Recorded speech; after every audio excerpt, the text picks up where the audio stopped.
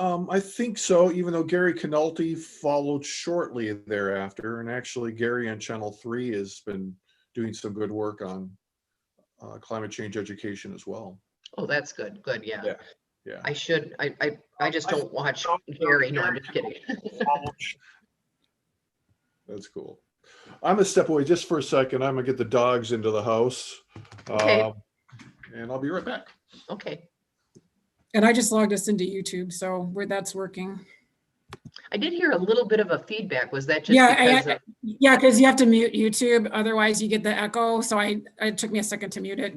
So there shouldn't be an echo after this. Okay. All right. Because there's that 20-second delay. So if you're hearing both on my computer, that's why I just mute YouTube, because you'll still, once the recording will still have the sound on it, but that way, because otherwise everyone's going to hear the echo too, and that's really distracting. So it is actually live on YouTube, but I'll just cut off I'll just edit out the first 10 minutes or so. So it just starts with you doing the introduction. I just wanted to get logged in before in case I had trouble again this morning getting logged in, but it seems fine. So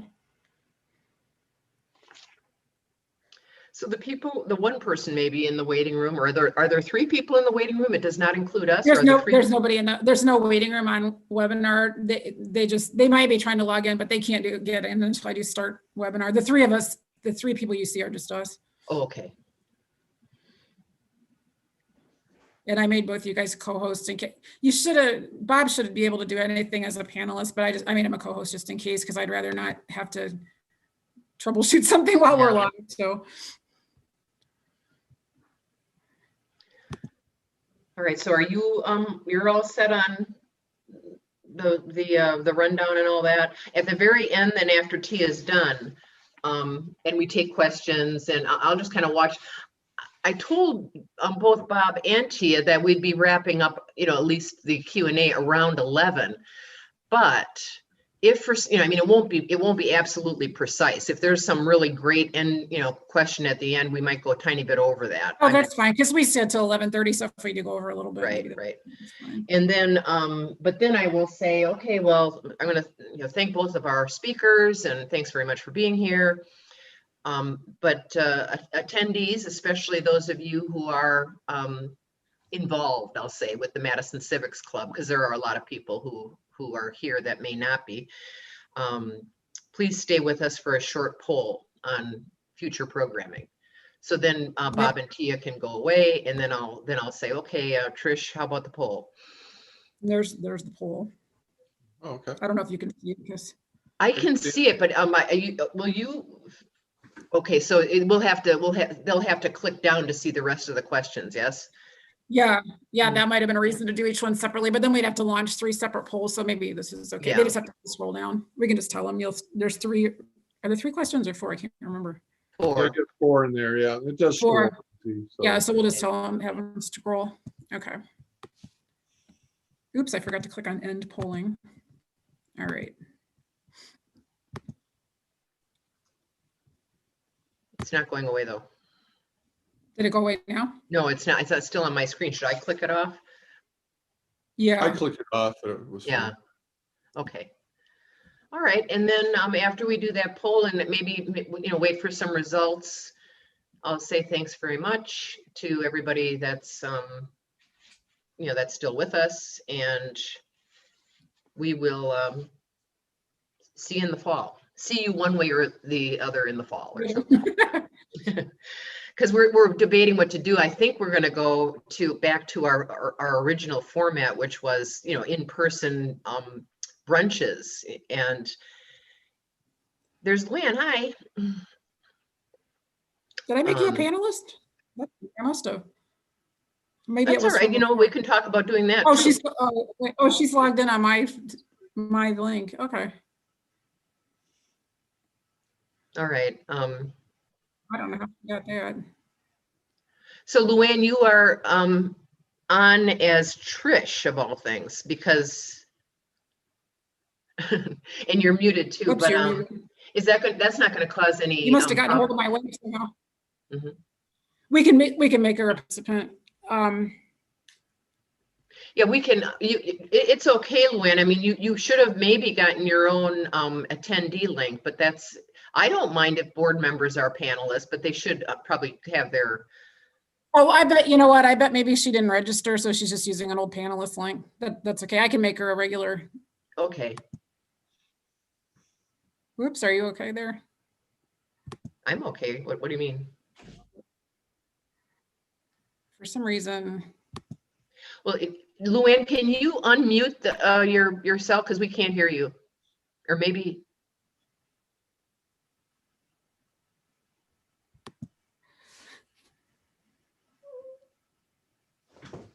or no, hang on, let me see. All right. And for some reason, I think it's because she's on my link, I can't make her. Luann, I'm gonna send you a participant link, because for some reason I can't make you a participant because you're logged in as me. Okay, So, oh, now I heard you that time. yeah. All yeah. right, so let me get into my email here.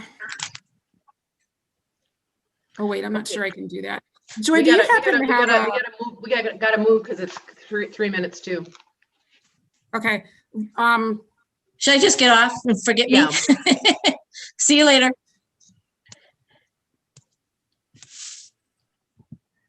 Are you able to send her a participants link or not?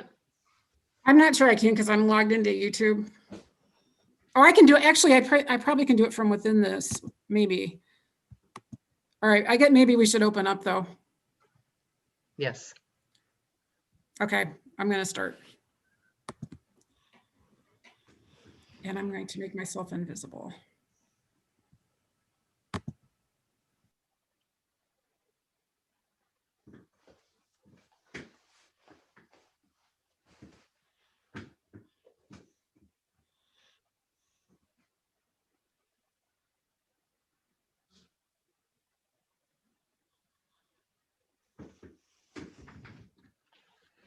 Hello and welcome to those of you who are just entering the webinar. We're going to get started officially in just a couple of minutes. So make yourself comfy and we'll get started a little bit after 10 o'clock.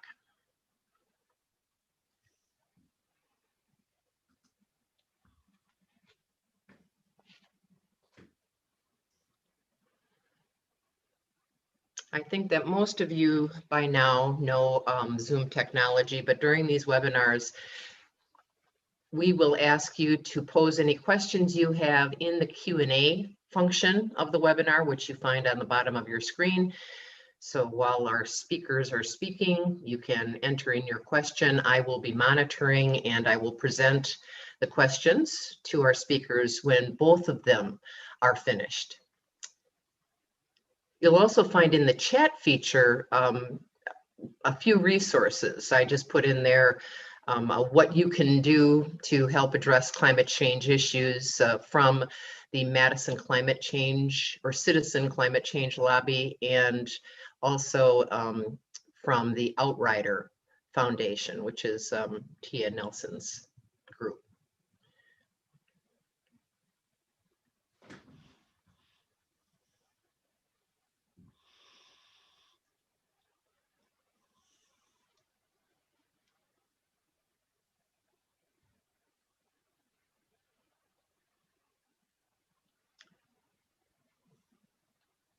I'm going to give it one more minute as people are still filing in. And we had probably double the people already in the room now. So let's give it another minute for some more people to file in.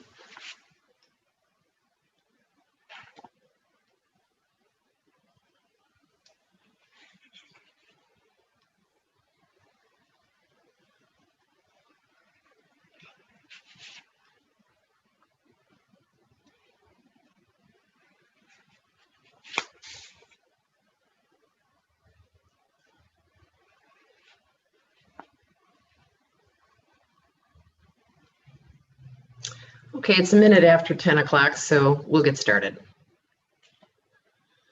Welcome to the Science and Politics of Climate Change, a virtual forum presented by the Madison Civics Club. This webinar is being recorded so that we can post it on the Madison Civics Club website for those unable to be here today. I'm Joy Cardine, co-chair of the Madison Civics Club, along with Trish Yacarino, who is running the Zoom webinar. We have been looking forward to hosting this program for nearly 2 years now. It was originally set up for our 2019-2020 season, but had to be postponed because of the pandemic. We thought we might have to postpone again because we knew we wouldn't be ready for a large in-person gathering with food and drink as we typically do for the Madison Civics Club this month. But thank goodness for virtual technology, and thank goodness for the flexibility and willingness of our guest speakers to pivot to Zoom. Our first speaker, meteorologist Bob Lindmeier, will talk about the science of climate change. And after his presentation, climate change educator Tia Nelson will join us. She will present a special video on the politics of climate change, share some short remarks, and then both Tia and Bob will answer your questions. This forum was promoted to go until about 11:30 with a longer presentation from Tia, but it's going to be shorter than that. Some of you know that Tia's mother passed away a few weeks ago, and she has been traveling and making final arrangements, and her heart and mind was understandably not on preparing a formal speech. I told her that you would certainly understand, and you would understand having an abbreviated presentation, and we are grateful that she is still going to be with us a little bit later in the program. So let's begin. Bob Lindmeier served as chief meteorologist for WKOW-TV since 1989. In January of this year, he took on a new role as station ambassador and senior chief meteorologist. Bob celebrated his 40th anniversary at WKOW last year. He started in 1980 with Channel 27's Weather Central. He is a recipient of a Silver Circle Emmy Award, which is an honor for broadcasters who make continuous, lasting contributions to their industry and their community for more than 25 years, and he has certainly done that. Bob is also a member of Citizens Climate Lobby, a nonprofit and nonpartisan organization focused on national policies to address climate change. He also educates and advocates against climate change during his weather broadcasts. He also has given numerous presentations to school and community groups. We are so glad to have him with us today with the Madison Civics Club. Bob Lindmeier, thanks so much for being with us, and congratulations on all of your recent accolades. Well, thank you very much, Joy. Yeah, it's a little change for me now. I guess you'd call semi-retired. But enjoying my new life. It's been great since the start of the years when I made that change. So thank you for joining us this morning on what's going to turn into a rainy, cool day. It's been cool, as you know, lately, but it's going to be rainy this afternoon, tonight, and into tomorrow. So a little short-term forecast for you. The reason that I'm here talking to you today is because of my concern about our climate and how it's changing. I'm alarmed, and I'm hoping that by the time you're done listening to me speak today, that you'll share my alarm and concern as well. Over the years, I've been a meteorologist that's been concerned about the short term, about forecasting basically about the next week or so for my viewers. But I've also been keeping track of what climate scientists have been saying and the research they've been putting out over the last couple of decades. And I was becoming more and more concerned and alarmed. However, I was not seeing the same amount of alarm or concern within the general public. There's a disconnect going on there. And with research, I found out there's just a lot of disinformation about climate change out there, and that this disinformation was making it hard for people to really figure out what's going on. So I've been playing my role as a public figure, a scientist, in trying to educate people about climate change and the true facts and the true science. So I'm going to go ahead and start my presentation now. All right. Our changing climate is simple, it's serious, and it's solvable. It comes down to those three words. So I'm going to tell you about each of these words and expand upon them more. Climate change is simple. It really is. over the eons, over millions of years, we've seen our climate changed, but the primary driver of our climate change was changes in sunlight intensity. And that change in sunlight intensity was brought on by wobbles in the Earth, in changing in the orbital shape of the Earth around the sun, and in the tilt of the Earth. These changes have been very subtle, but over thousands of years, it's been enough to make our climate change significantly. We've come in and out of ice ages repeatedly, and it was because of these changes in sunlight intensity. However, in the last 50, 60 years, we're seeing a decrease in sunlight intensity, however, a dramatic increase in the global average temperature. So what's going on? It's because of a change in our atmospheric chemistry. The air chemistry has changed, and it's due to greenhouse gases. And this is an old science. Evidence that the CO2 is a greenhouse gas really goes back to the 1800s by a number of scientists going into the early 1900s.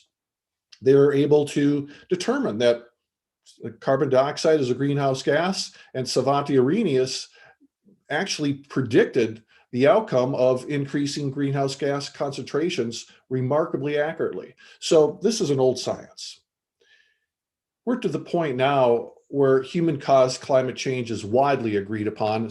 It has been actually for the last couple of decades, but 97% of actively published climate scientists agree that human-caused climate change is happening, and virtually 100% of research studies published by peer-reviewed scientific journals find that human-caused climate change is happening. The key here is peer-reviewed scientific journals. So when you go on a search engine and try to find out on your own what's going on with our climate, it's really important to see the source of that material, because again, there's a lot of disinformation out there. It looks very convincing, but the fossil fuel industry has been the primary driver of this disinformation, and they've gotten very good at it. So it is simple. It's the burning of fossil fuels that is causing CO2 concentrations in the atmosphere and the other greenhouse gases as well to rise. And that in turn has caused temperature rises in our atmosphere and in our oceans. This is without dispute within the scientific community. The political world, different story, but scientific community, these are established facts. Going into this a little bit more, our atmosphere is 99% nitrogen and oxygen with these important trace amounts of greenhouse gases. And those are water vapor, carbon dioxide, methane, and nitrous oxide. Now, water vapor is an important greenhouse gas, but it's not a driver of change. The drivers of change are carbon dioxide, methane, and nitrous oxide. Those are the three gases that we're seeing an increase in their concentrations in the atmosphere. Keep in mind, greenhouse gases are very important in making our world livable. If we didn't have the greenhouse gases, our Earth would be an ice ball. But we are seeing the concentrations now out of whack, and we're having to live with these consequences. Greenhouse gases last a long time. Methane stays in the atmosphere 10 years. It's the most powerful greenhouse gas by far. Nitrous oxide, also a greenhouse gas, 100 years. Carbon dioxide stays in the atmosphere once it's up there over 1,000 years. So every time we reach a new level of carbon dioxide concentration, that's something that we're going to have to live with for many, many generations to come, unless we figure out a way to extract that carbon dioxide. Climate scientists have gotten very good at reconstructing past climates. This is important to put what's happening now in its proper perspective.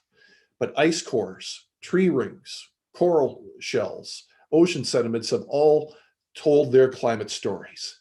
But it's especially the ice cores that have been revealing for long-term climate, because they've been able to drill down into the ice sheets, into the glaciers of Greenland and Antarctica as much as 2 miles. That gets us back 800,000 years in climate history. So they've been able to measure the CO2 concentrations because of air bubbles that are trapped in the glacial ice. Again, you go down 2 miles, you're at 800,000 years in the past. They're able to extract the air from those bubbles, and that tells them the air chemistry from as far back as then. So we have this very reliable record that goes back hundreds of thousands of years. And this is what they found out, how the atmospheric carbon dioxide concentration has changed. So this is parts per million going back 800,000 years. And you can see that was bouncing between about 200 to 300 parts per million for all these hundreds of thousands of years until our very recent past. We've seen this very big spike. These changes are natural variation. Sunlight changes due to what I described before, and orbital variations have been one of the drivers of carbon dioxide change. But now we're seeing this big change. And put this in a different perspective, this is changes in carbon dioxide per 1,000 years. And it shows how it was only changing between -20 to +20 at most until the last 100 years, when we've seen it change in a dramatic big way. So let's expand out that big spike from 1880 to 2019. 1880 is as far back as we can reliably go, that climate scientists can reliably go, to determine the average temperature of our atmosphere annually. And you can see it was kind of a linear growth, but now it's turned into an exponential increase in parts per million. So again, as the Industrial Revolution got going more and more, and as we started to pump more and more of the greenhouse gases into the atmosphere at an accelerated rate, you can see how carbon dioxide concentrations have come up. It's now much higher than it's ever been in 800,000 years, and climate scientists are confident it's been at least 15 million years since CO2 concentrations have been this high. In my lifetime, it's gone up over 100 parts per million. It's increased 25%. And these are just blinks of time climatically. And this has climate scientists very alarmed and very concerned, because this is driving up our average annual temperature. Yeah, we can go back to about 1880 to reliably measure temperature, okay? And it's been going up and down as natural variations occur year to year, but you can see what the trend has been. So on the left side, we have degrees C. So we've seen our average annual temperature increase about 1 degree C, 1.8 degrees Fahrenheit since the start of the Industrial Revolution. Now you might say, well, what's the big deal about 1 degree C? We've seen our average daily temperature fluctuate many degrees C, many degrees Fahrenheit. But keep in mind, the last time we were in an ice age, when we had an ice sheet about 1 mile high over us right here, our average annual temperature was about 6 degrees colder than it is right now, just 6 degrees. So these 1 degree increments of change are a big deal. So to sum it up, burning fossil fuels has put carbon dioxide in the atmosphere, and by burning coal, oil, natural gas, humans are warming the planet. Just to put that average annual temperature increase in a different perspective, let's take a look at the departure from normal of the global temperature.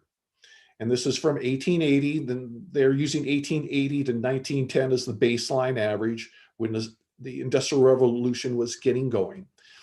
And you can see that as we've gone on in time, and especially over the last 50 years or so, we've seen that departure from normal increase a lot, dramatically. The 10 hottest global years on record have all occurred since 2005, and indeed since 2013, every year has been a new record hot year. And this warming of our atmosphere due to the burning of fossil fuels is having serious implications. It's causing the temperature of our oceans and the atmosphere to rise. And that in turn is leading to rising seas and in increasing wild weather. In wild weather, and by that I mean extreme weather events are increasing in frequency and in intensity. Because essentially by warming the atmosphere, you're supercharging the atmosphere. You're putting additional fuel in the atmosphere, and this fuel is just driving these extreme events more and more. In regards to sea level rise, the question is, where are we going to go from here? And this is going back from 1800, showing the sea level rise has been slowly but steadily increasing, but it's forecast to rapidly ramp up as land ice continues to melt and as oceans expand as temperatures rise. But these are all different scenarios based upon how much fossil fuels we continue to burn. The case of just doing as we are doing now, of business as usual, is the red line. So that's an extreme projection. But it shows that by the end of the century, we will have added 8 feet of ocean level. If we can keep that increase in the burning of fossil fuels at a flatter curve, and really start to change that curve, we can keep that sea level rise a lot less. But it's inevitable. The seas are going to rise. It's just up to humans as to how high we allow that sea level rise to occur. We'll hone down a little bit. Let's take a look at the United States. And again, this warming of our atmosphere, how's that showing itself? Well, it shows itself in record highs and lows. The red are record highs, the purple are record lows. You see through the 1950s and into the early 60s, we weren't seeing too much of a change. They were pretty consistent, the ratio. But you can see what's been happening, especially since the 1970s. We're seeing a steady decrease in record lows, a steady increase in record high temperatures. And drilling down even more, here's Madison. And it shows, again, record lows were really dominant, especially through the 1950s or so. We had a period of relatively cool weather. But since we've really increased fossil fuel production and increase in injected more greenhouse gas to the atmosphere at an accelerated rate, record highs are now much more dominant over record lows. Last year, there were 67% more record highs than record lows in Madison.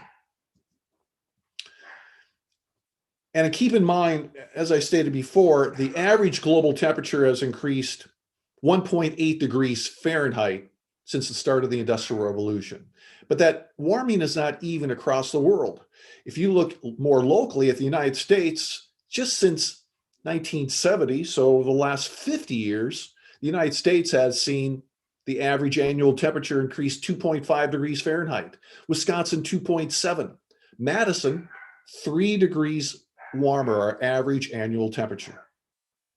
Okay, so it's increased dramatically.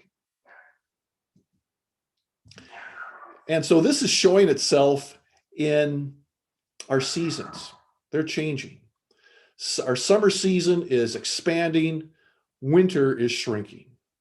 It's winter where we're really seeing a change in our seasons. In Madison, our average wintertime temperature has increased 5 degrees Fahrenheit in the last 50 years, 5 degrees.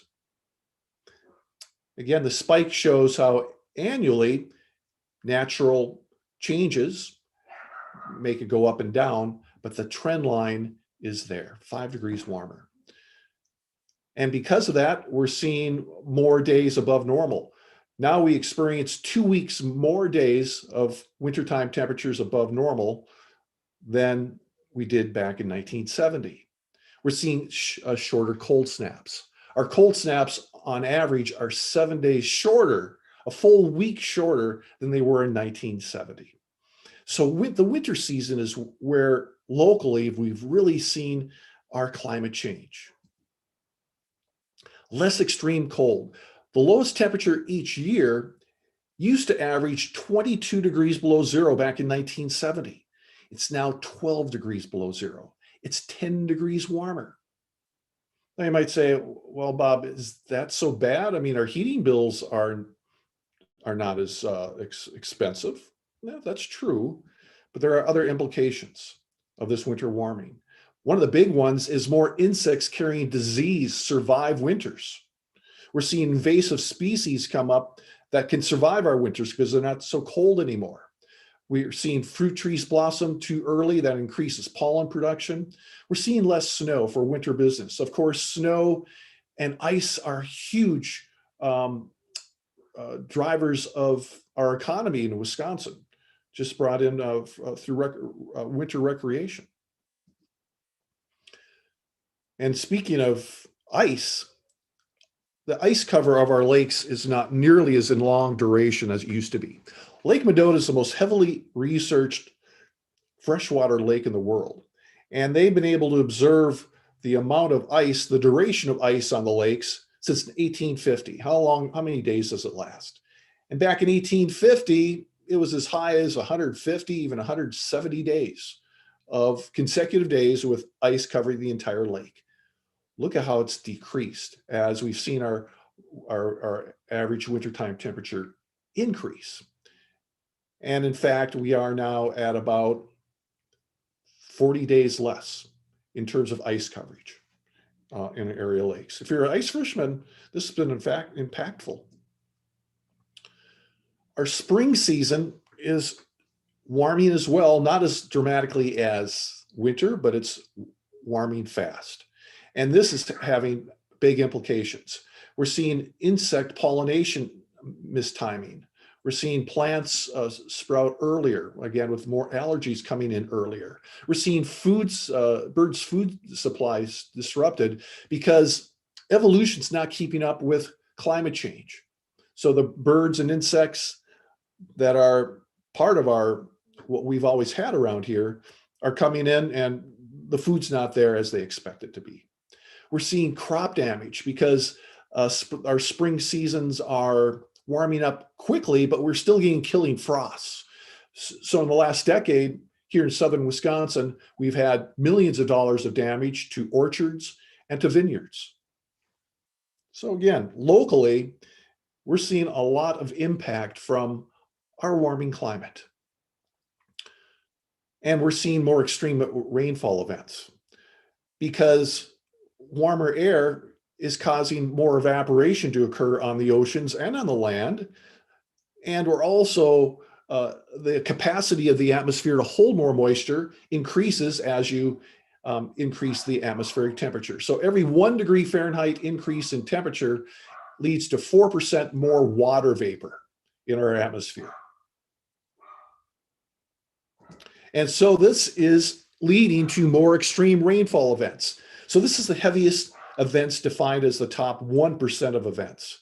And it shows that in the upper Midwest, we've had a 42% increase in these extreme rainfall events through this period, 1958 to 2016.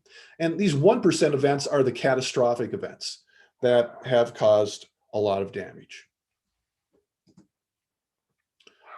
So we are seeing serious implications. And to break it down further, in nature, health, and in our economy.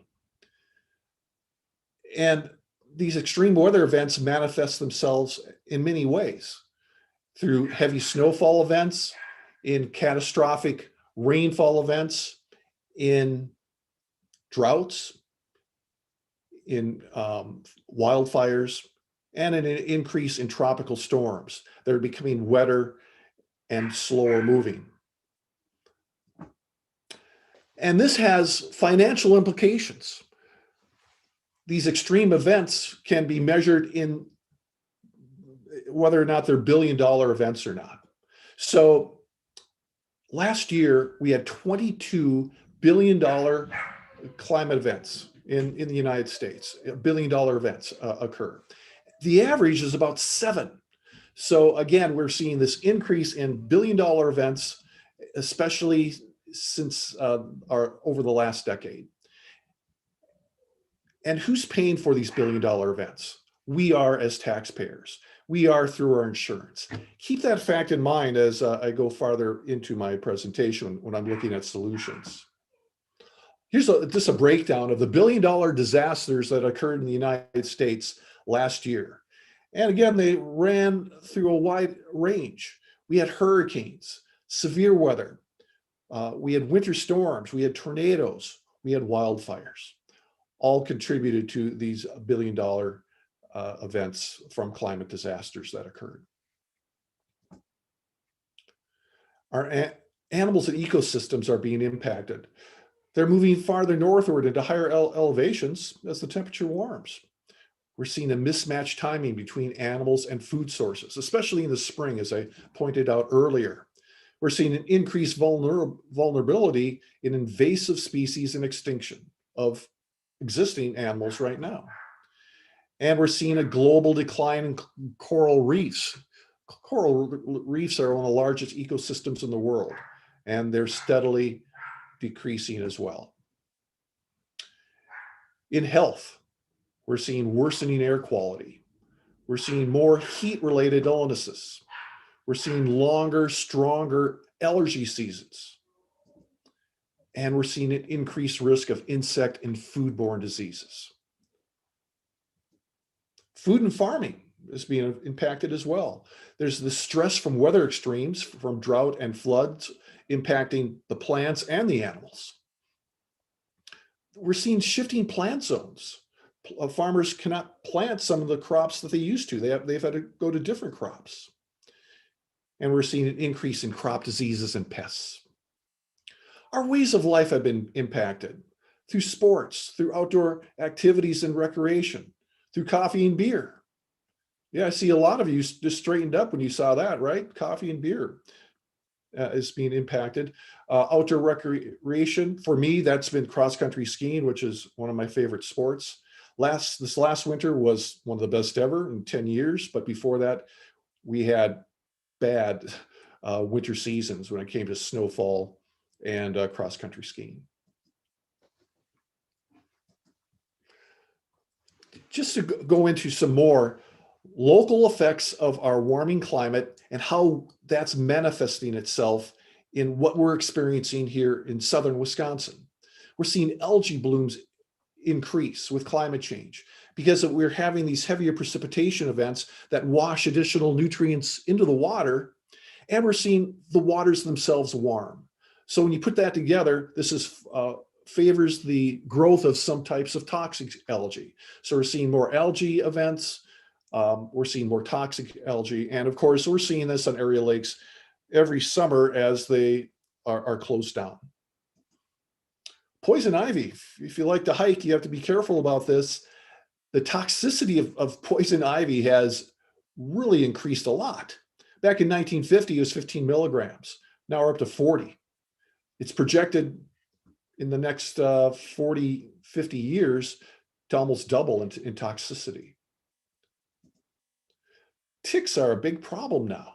Didn't used to be, but since the temperature and humidity have increased, that's an environment that ticks like. So we're seeing a northward expansion and into higher elevations of ticks. And this has led to an expansion of Lyme disease risk. We're seeing an increase in allergies. So this is a big one.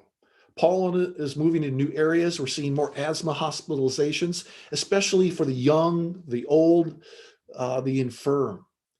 We're just having a longer and more severe season with our allergies.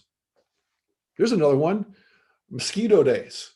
Our mosquito season in the 1980s used to be about 102 days.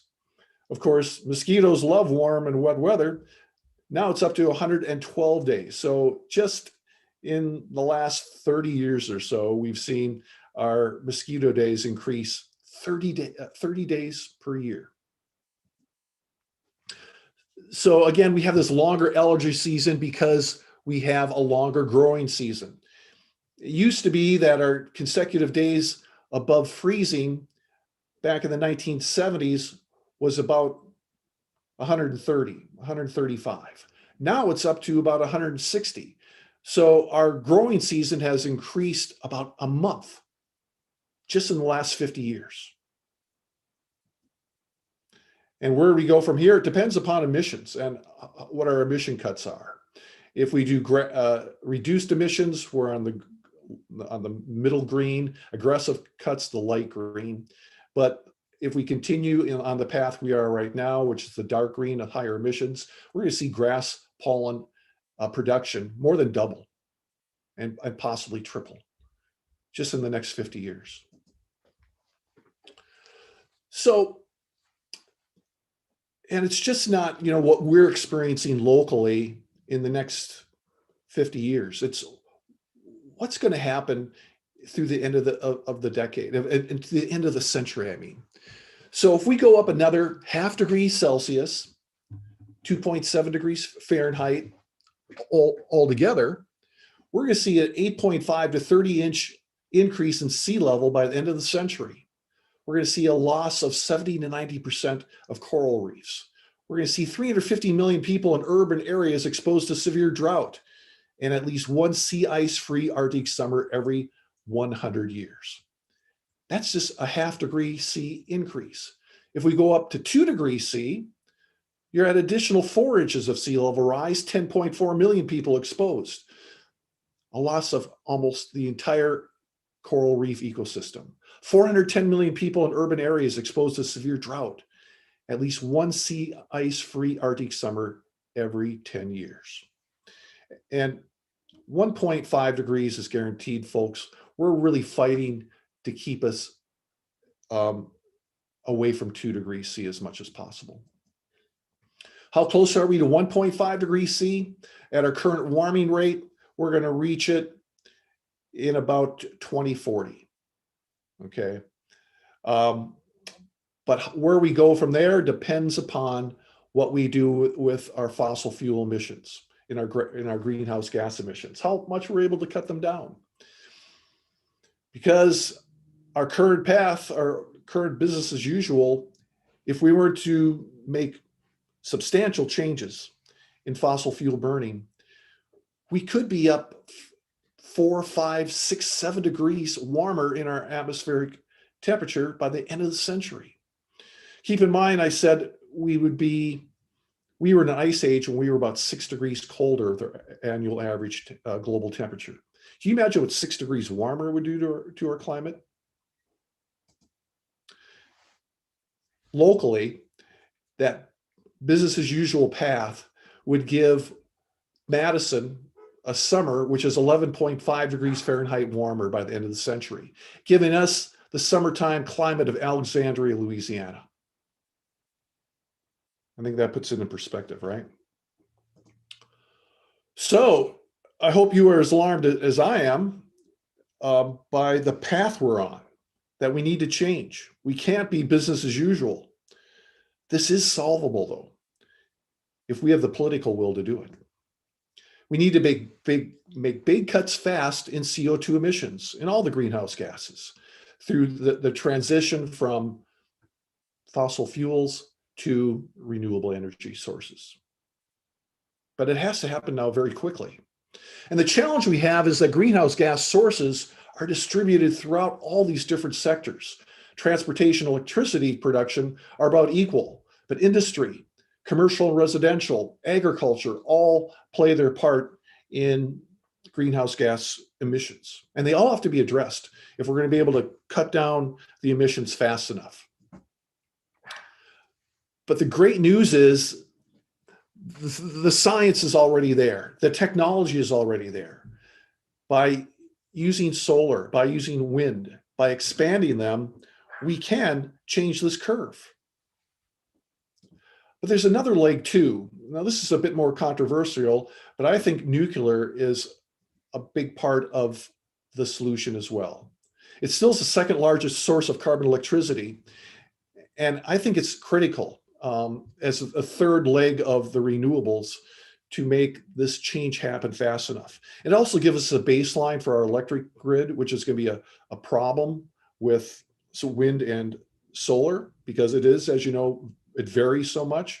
Battery storage will have to increase our technology a lot, but again, nuclear can help that baseline of electricity as well.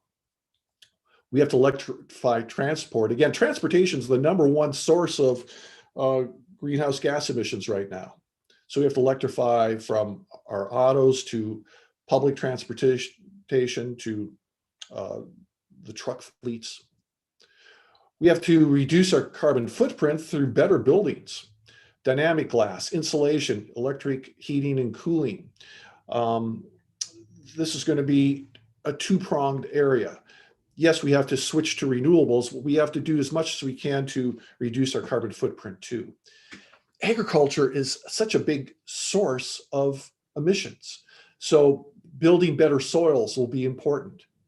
So farming practices that can increase soil carbon include the growth of cover crops, applying compost, reducing tilling, going to no-till tilling, all will play their parts.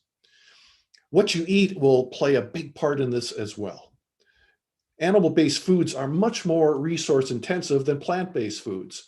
So on the right side of this dotted line are animal-based foods, and freshwater consumption is blue, greenhouse gas consumptions are yellow, land use is green.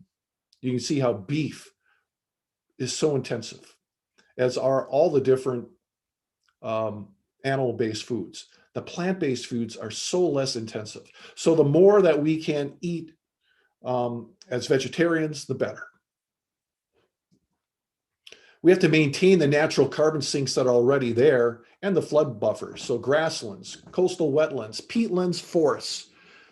And, you know, we're losing so much of our forests, especially in other parts of the world. That has to stop. But here's the thing, even with, and these things are happening now in terms of we're transitioning over to renewables at a faster and faster clip, but it's not happening nearly fast enough. What we have to do is this. A carbon price is the single most powerful tool available to reduce Americans' carbon pollution. I'm really 100% convinced that carbon pricing has to be part of our solutions. And the great news is there are bills in Congress that address carbon pricing. Up until now, a lot of carbon pricing has been what we call cap and trade. California practices it, other countries practice it. Some of our other states have cap and trade as well. But a much more effective carbon price, I believe, is called carbon fee. It is called carbon fee and dividend. And here's how it works. You charge a fee on fossil fuels at the source. So instead of us paying for the cost of climate damage, and again, it's billions and billions of dollars, and we pay through it through insurance and through our taxes, charge the fossil fuels, because that will eliminate this this problem that we have with our market. There's a market failure going on right now. That's the word I was looking for. But of course, if you increase the fee on fossil fuels, that's going to increase the cost of living a lot. But here's the key to carbon fee and dividend. You take the dollars from those fees and you return 100% of net revenue to households as a dividend. You also put into carbon border adjustments so other countries that do not practice carbon fee and dividend do not have an advantage economically. The benefits are that it gets us to net zero by 2050. We're going to be into affordable clean energy. We're going to save lives, and we're going to put money back in our pocket. Let's just hit those a little bit. The Energy Innovation Act emission reductions looks like this. Right now, the percent of covered greenhouse gas emissions being business as usual through 2050, we're essentially flat, okay, in terms of CO2 reductions. If this act would be enacted, we would, by 2050, have reduced our CO2 emissions, our greenhouse gas emissions, by 90%. 40% in 12 years, 90% in 2050. IPCC has a goal of limiting the average annual temperature of the Earth to 1.5 degrees C. That gets us almost there by itself. Not completely, it will need other assistance, but it'll almost get us there. In terms of 2.0 0 degree C, it requires 70% reduction. We more than get there. So this act is so beneficial. So essentially, we're at net zero by 2050. We're at 30% less carbon emissions just in the next 5 years. It's a job creator through affordable clean energy. Today, we pay out $800 billion in annual costs for an environmental and health harms of fossil fuels. In the future, clean energy jobs created in local communities. This is a job creator. And it creates a so much more healthy environment. Today, 350,000 lives are lost each year due to air pollution. In the future, 4.5 million lives are saved over the next 50 years thanks to clean air. And families get paid. This puts money back in people's pockets, in families' pockets. Today, there's no money paid out in carbon dividends. In the future, close to $3,000 in annual dividends for a family of 4 by year 10. And what research has shown is that for low and middle income households, you're actually going to have money left in your pocket after paying for your increased costs of living from increase in energy costs. That money goes into our economy. There's an organization, a nonprofit called Citizens Climate Lobby, which I'm part of, that's laser focused in carbon fee and dividend legislation.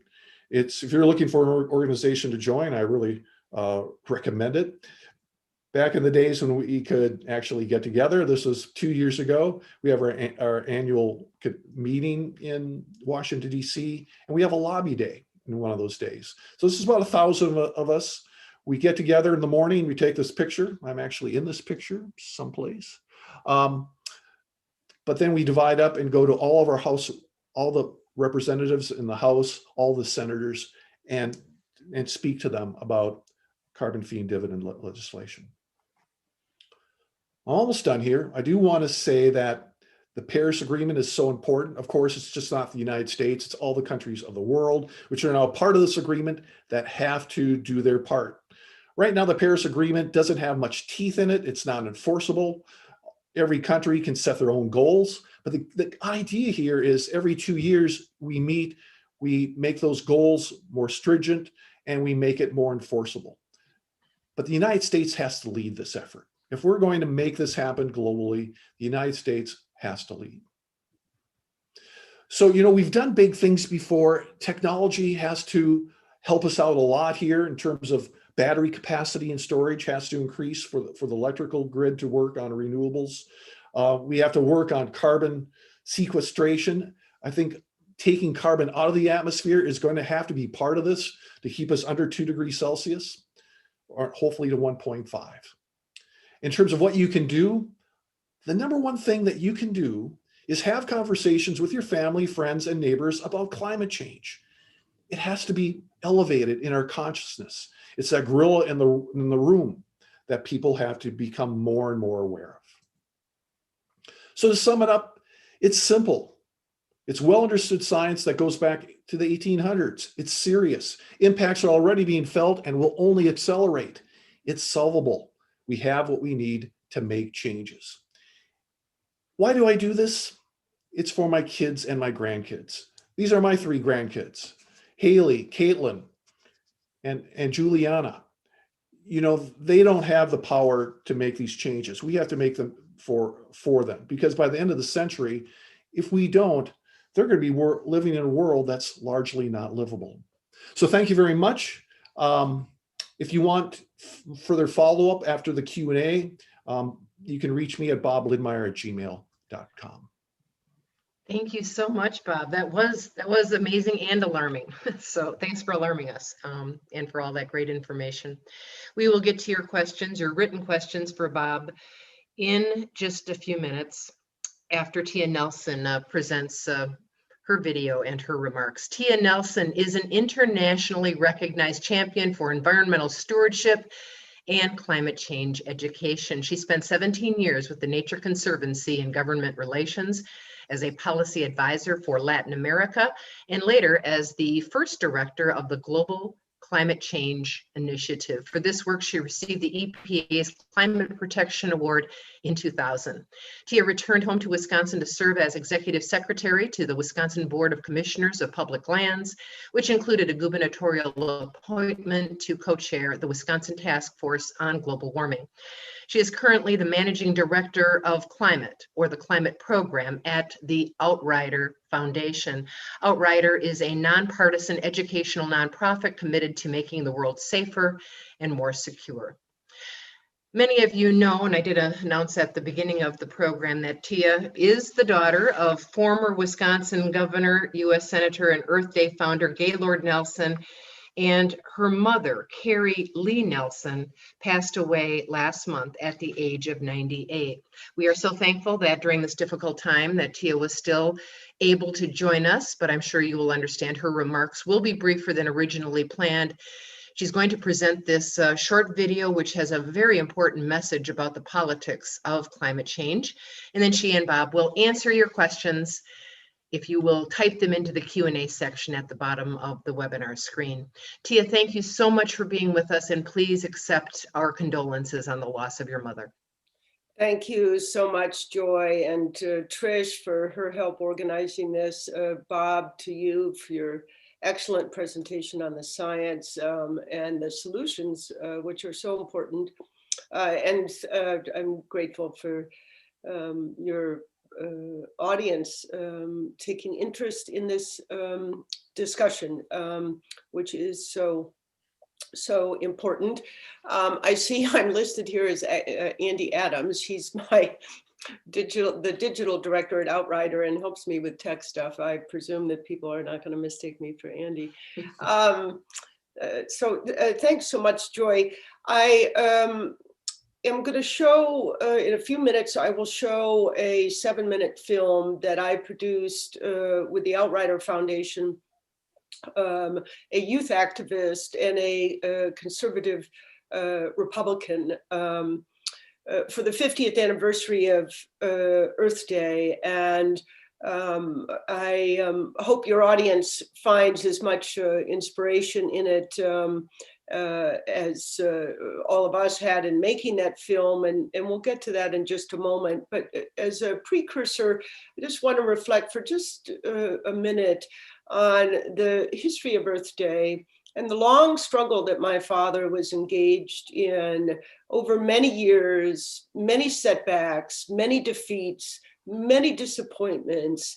He persevered through the years, and ultimately, Earth Day is the product of many failures on his part, and became something successful beyond his wildest dreams. He never could have imagined that this simple idea of calling for a teach-in on the environment on April 22nd, 1970, would become the largest secular event in American history, launch the environmental decade, in which more environmental laws were passed than any other time in American history, including a Republican president creating the Environmental Protection Agency to protect everyone's right to breathe clean air and drink clean water. When we made this film for the 50th anniversary, which was last year, I didn't want it just to be a reflection on the past and the history and my father's legacy, as important as all of you can imagine that is to me personally as his daughter and as an environmental and conservation advocate.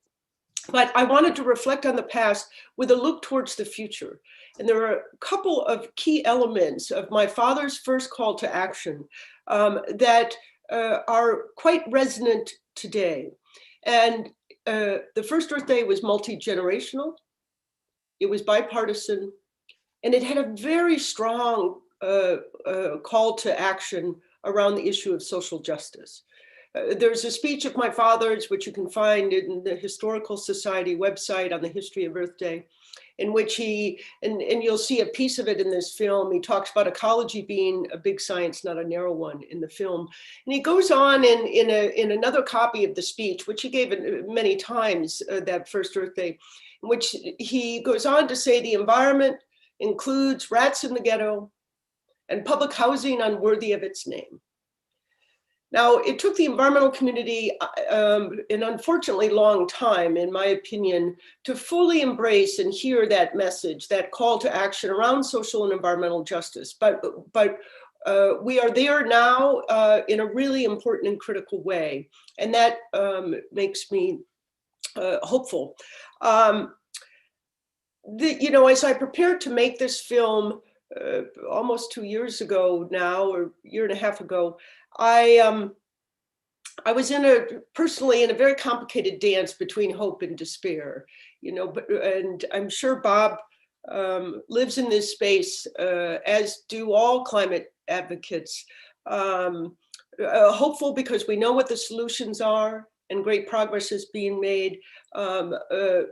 Deeply concerned, and sometimes for me, a sense of grief about the paths not taken, the opportunities to act sooner, not acted upon. But we are at a precipitous moment in history, both in terms of the threat of climate change and the opportunity to address that threat and abate a whole series of other important challenges, from public health to social justice to a robust economy, good paying jobs, improvements in infrastructure, changes in our agricultural systems, clean energy investments and research. All of these pose great opportunities for us, not just to address the issue of climate change, but to address a broader quality of life theme. My mother, as I was working on Earth Day last year, and I felt an enormous sense of duty to tell my father's story and to give people a sense of agency and inspiration, to understand that my father was just a little boy from a little town in northern Wisconsin. He had a really big dream, inspired at the age of 10 years old, sitting on his father's shoulders in Amory, Wisconsin, watching a speech from Robert La Follette Jr. And Bob La Follette was speaking about social justice issues, making the world a better place, public service. My father decided then and there, at the age of 10, that when he grew up, he wanted to be a United States Senator and help make the world a better place. He expressed a concern to his father in the ride in that Model T Ford, that ride home from Amory to Clear Lake. And his concern was, he told his father, he was worried that by the time he grew up, Bob La Follette would have solved all of the problems and there would be nothing for him to do. So when you watch this film, I'll make some comments after the film and take your questions if you have any. And I think let's jump into the film, and then I'll make just wrap up some closing comments around the themes that are captured in it, and take your questions. And Joy or Trish, if you could hit play in the video, I'd be grateful. Okay, this is Trish. I'm going to unmute myself because otherwise I'm not sure if you guys will be able to hear. So hopefully my cats will be cooperative. Yeah, no All problem. right, let's see here. Whoops.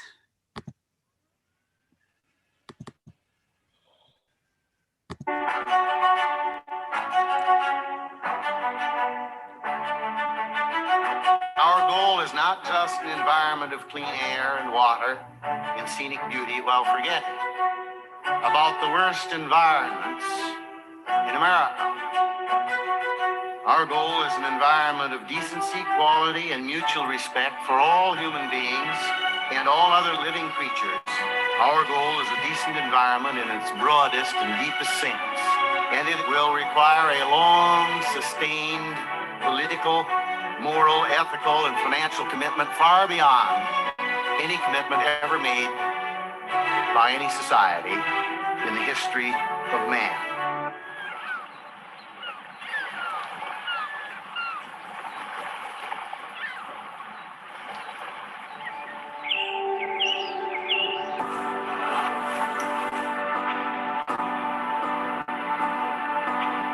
My name is Tia Nelson. I am the daughter of Gaylord Nelson, the founder of Earth Day. My father was an extraordinary dad. He was an extraordinary leader, growing up as his daughter, it was mostly a great privilege, but also I felt a heavy sense of duty to public service and to making a difference with my life. I work for the Outright Foundation. Our goal is to educate people about big global challenges like climate change. One of my favorite quotes from my father heard on the eve of the first Earth Day in 1970. He said, "Ecology is a big science, Not a narrow one. It's a big concept. And it is concerned with all the ramifications of all the relationships of all living creatures to each other and their environment." So when he talked about the environment, he talked about ecology and environment in the broadest sense, in the most inclusive sense. That idea resonated with students across the country. Collectively, they made a difference that was unforeseeable. This movement and this fight is about all of us, because what is more fundamental than the air that we breathe, than water, than the soil that we stand on, than the land that we love? Like, what is more fundamental to every single one of us than that? My name is Varshini Prakash. I'm from Boston, Massachusetts, and I am one of the co-founders of Sunrise Movement. We are building a movement of young people all across this nation to stop the climate crisis and create millions of good jobs for our generation in the process. And when I began looking back into what the first Earth Day was like, what it meant, the level of people who got involved, the kind of political action, I think for me, Earth Day now is about getting back to our roots. My father was brilliant at working across the aisle to build consensus. He knew when to compromise. He knew when to stick to his principles. Think of all of the important environmental laws that were passed after that first Earth Day, and they were passed with significant support from both parties. For 6 years, I said that climate change was nonsense, in as much as I represented Greenville-Spartanburg, South Carolina, probably one of the reddest districts, the reddest state in the nation. That was the end of the inquiry for me.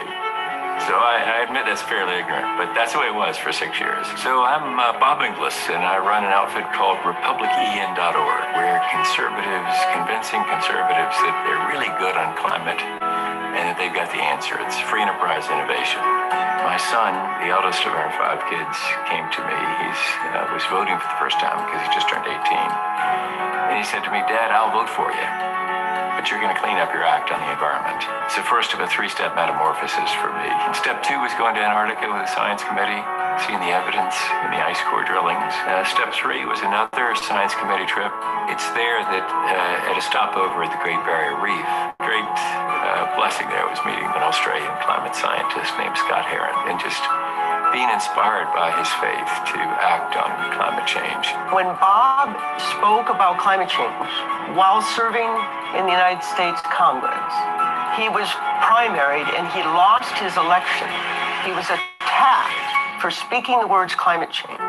This was a transformative moment in his life and led to him dedicating his whole career today to addressing the climate change challenge. For young people growing up in this country, we have been defined by the climate crisis. People who have been born after the year 2000 have never lived a year on this planet that wasn't one of the hottest years on record. We are the climate generation. And so now, at a young age, we have realized that if our politicians aren't going to do something about this problem, then we have to take matters into our own hands. Through leadership of people like Varshini, the youth movement has been energized in the last year in ways that resemble what was happening almost 50 years ago when the first Earth Day occurred. There comes a place where activism drives even the crustiest old-timer to decide to get involved. I don't think there's any other issue viewed in its broadest sense, which is as critical to mankind as the issue of the quality of the environment in which we live. Environmentalism is not a partisan issue. Environmentalism is a quality of life issue for all of us. You know, I'm very optimistic about the future. I think we're going to solve climate change. It's going to be that conservatives come together with progressives to figure out we're literally in this together. This is about not just changing light bulbs, this is about changing our politics. And if anything, we will be successful because we do it together. I want the youth of today to know that I have done everything that I can to ensure on the 100th anniversary of Earth Day, we are celebrating a brighter future. We're at a critical moment in history. We have an opportunity to address the greatest environmental challenge of our time. Are we able? Yes. Are we willing? That's the unanswered question.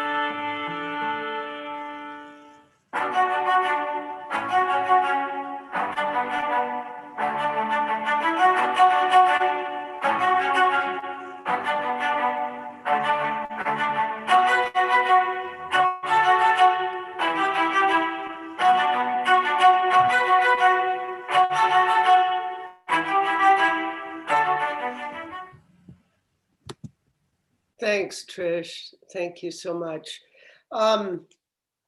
Just a couple of closing thoughts on that. And Bob Lindmeier, you probably know that Bob Inglis, who appears in this film,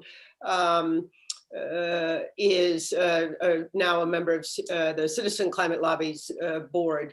And the friendship I've developed with him in the making of this film is really one of, for me, just a great blessing. He's a marvelous guy. And a very strong advocate in conservative circles and among evangelical Christians, and for this concept of a revenue neutral carbon fee and dividend approach, which you talked about in your presentation. The other neat thing about Citizen Climate Lobby that I love, you know, as a kid who grew up walking the halls of Congress, you know, chasing after my dad, the CCL teaches everyone how to be a citizen lobbyist, and we all have the opportunity, and I would suggest the obligation to become involved and to use our voices. And CCL operates is bipartisan, and it operates in every congressional district in America. There's a chapter anyone can join and become involved and use their voice to help create that political will that is necessary to address the challenge before us. I just want to, you know, to close by saying there are unimaginable outcomes from each of us becoming engaged, driven by our values, using, as my mother said to me when she was trying to encourage me, and I was really struggling last year, and just didn't quite know what to do. And she said, listen, you get up tomorrow morning and you do what you can with what you got. Unimaginable things can come from this. Reflect for a moment on Rosa Parks. Could she possibly have known that the simple act of saying no and refusing to move to the back of the bus in 1964 would change the course of American history and fast forward the civil rights movement? She couldn't possibly have known that what she did that day would have that outcome. Could Greta Thunberg have known that that simple act of defiance, sitting in front of the Swedish parliament with a sign every day on Friday, calling for climate action, would invigorate and launch a youth climate movement, the likes of which we have never seen? She couldn't possibly have known that her individual act would have that outcome. Any more than my father could have known that this idea of setting aside a day to teach on the environment would launch the modern environmental movement that it did.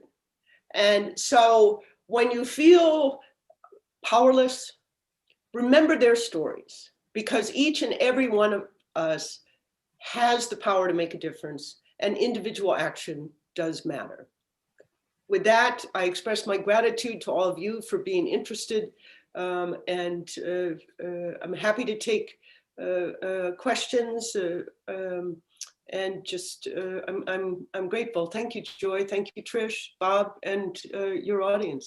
Thank you, Tia. That was a inspirational and just wonderful video or film that you shared. That was great. If you do have a question, a reaction, something you'd like to share, you can type it into the Q&A section, which is located at the bottom of the webinar screen. We have had a couple that did come in during Bob's presentation that I might get to first, but I did want to also point out that we did post a link in chat that is for the Madison Citizens Climate Lobby, which is posted in chat. And I also posted a page from Outrider on how you can help in terms of the climate change issues. So as we approach now the 51st Earth Day, just in a couple of just in 10 days or so, lots of things that you can do. And I'm going to just echo what Sue wrote when she said, I have followed climate science for many years. I consider myself well informed. And she thinks, Bob, that this was one of the best presentations I have ever seen on this topic. Well organized, great content, and visually appealing. Thank you. It was really very thorough too. A lot of facts came out that I was not aware of. And I can see why you became alarmed. I mean, it's not just a matter of, oh, gee, it's a little warmer out. This can be devastating if nothing happens. Yeah, I'll just add to that. One thing that research has shown is to move the needle, to get people to accept climate change science, is to relate it to their world, to the world they're living in, to show impacts of climate change on them, just not the polar bear idea. How is it? So that's why my talk is really stressful on the stresses Southern Wisconsin and its impacts. Yeah. Was there a disconnect between climatologists and meteorologists over global warming climate change in the past? And Lynn wants to know, how was that reconciled? Yeah, there was, I think, to a certain degree. I think it's just been the accumulation of evidence that's become more and more obvious. My story 7 years ago, I knew it was a concern, but I just kind of went on my merry way, not doing anything about it. But it just got to the point where the science was becoming so overwhelming that it moved me to do something about it and use my position as best I could. And that's what has happened to a lot of broadcast meteorologists in particular in my field. I can say that 20 years ago, it was kind of 50-50 in terms of those that believe the science and those that didn't. But now it's 90-10 that they do believe it. And a lot of them do tell people and inform people about climate change. So I think it's just the accumulation of data that's occurred in the last 20 years, especially. Now, Bob had mentioned in his remarks that, the science is settled. There's no debate really when it comes to the science of climate change, but politics is a different story. Tia, why is it that that there's still a debate over the consequences or solutions to climate change in the political world? Well, it's a whole, you could do a whole presentation on the issue and the changes over time. I was in, I think it was 1992, I was in Rio de Janeiro, Brazil at the Earth Summit when George Herbert Walker Bush signed the Framework Convention on Climate Change and said the United States will lead the world in addressing the existential crisis of climate change. So it has not always been a partisan issue. There's a variety of theories, and like I said, I could talk for a long time about it, but won't. I also have to make note. I have another appointment, so I'm going to be short for time here. But what I take, it became very politicized. There's a whole class about how Al Gore's engagement and making of the film and his, the folks saw him as politicizing, they saw that as he became, because he was a defeated presidential candidate, and for a variety of reasons that somehow that contributed to the politicization. Certainly the fossil fuel industry ran a massive disinformation campaign, the likes of which we haven't seen since the tobacco industry tried to convince us that smoking cigarettes didn't make us sick. And they contributed heavily to political causes. Here's why I'm optimistic and absolutely certain the politics is shifting in significant ways, even if you are not seeing it on the hyperventilating talk shows. Yale Climate Communications Project polls on public opinion on climate change, I think it's twice a year for over a decade. If you ask a young Republican whether they care about climate change or how they rank their concern about climate change, you're going to see almost no difference between a young Republican and a young Democrat. There's a big difference in public opinion and acceptance of the need for swift action and government intervention as you go through the age groups. But young people, regardless of political ideology, care deeply about climate change because, as Varshini said, they've never lived a year in which they haven't experienced some noteworthy and record-breaking climate event. So that's why I'm optimistic. Bob English, it's why I reached out to Bob English to be a part of this film. Very conservative Republican, dedicating his life to addressing the issue of climate change. And I think that youth are really shifting the politics on this. And so that gives me some sense of hope. Well, we have kept you longer than we said we would. Tia, thank you very much for being with us. We really appreciate it. And Bob, thank you so much for a wonderful presentation as well. I'm grateful. Thank you. Thank you so much. We are going to let our speakers go, but if we have the time of some of our Madison Civic Club members, we'd like you to stay to do a couple of polls. We are planning next fall's programming. Actually, we're planning our 2021-2022 season of programming. So if you would like to help us out, we would appreciate it. Trish Yacarino, my co-chair, will put up a poll regarding your preferences for programming and format and the like. So Trish, can we see the polls?